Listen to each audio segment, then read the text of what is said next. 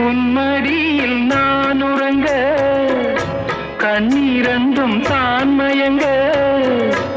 என்ன தவம் செய்தேனோ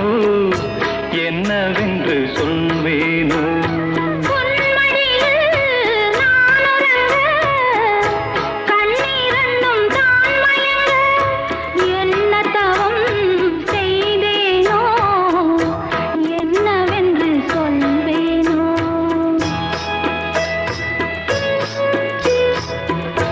ஏழ் பிறப்பும் இணைந்திருக்கும்